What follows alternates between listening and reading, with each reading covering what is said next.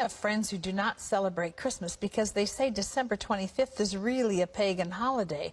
While I agree that Jesus may not have been born on December 25th, he certainly was born as described in the Bible. How do I respond to them? Well, in a sense, tell them they're right.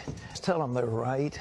You see, the winter solstice a couple of days later was the shortest day of the year, and the pagans had something called Saturnalia. And it was a time of lawlessness because all the laws were suspended, and people, a bunch of singers actually wandered the streets naked, singing, and then they had orgies. It was a mass thing. Well, when the Catholic Church came along in Italy, the Romans and others didn't want to give up their holidays, so they said, okay, we'll Christianize it. And so they said, okay, we'll say the birth of Jesus was the 25th of December. And then there was a monk who began to add it up. You see, if you read in Luke, it says there's a census taken when Quirinius was governor and so forth and so on.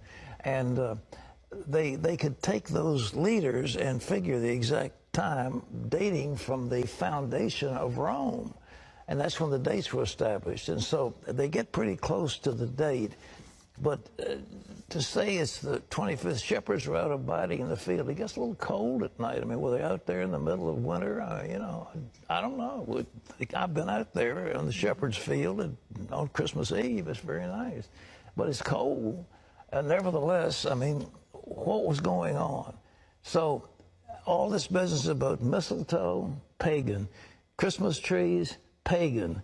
Giving out gifts, pagan. Every bit of it is pagan. Every single bit of it is pagan. We've Christianized it all. And so that's good. And so we have time. We celebrate for Jesus.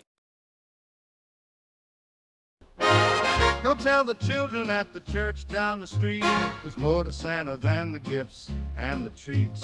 He's riding from the north with a fiery gleam, claiming to be the Most High of dreams. Open your Bibles to Isaiah chapter 14. Santa's Lucifer, it's there to be seen. His jolly laugh hides a darker disguise. Behind the white beard, there's a serpent that lies. Santa's Lucifer, riding from the north. Claiming to be as the Most High, of course. Santa's Satan with a twinkling eye, spreading his cheer, but it's all a big lie.